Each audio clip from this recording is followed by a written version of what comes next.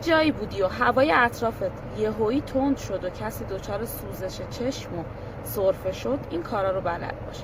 اول از منبع دورش بکن، به یه خیابون فرعی برو یا یه فضای باز و بادگیر. ایستادن توی نقطه آلودگی خیلی بدترش میکنه.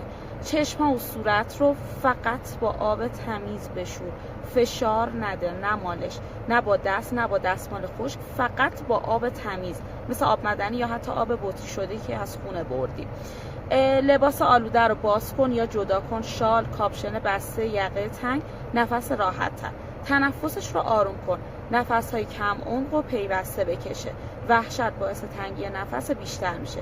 اگه علائم شدیدتر بودن مثل بیهوشی، تنگی نفس شدید، درد قفسه سینه، سریع از اورژانس و دیگران کمک بگیر. اینا کمک‌های اولیه است. یاد گرفتنش یعنی امنیت بیشتر برای خودمون و بقیه. قوی باشید، حال دلتون خوب.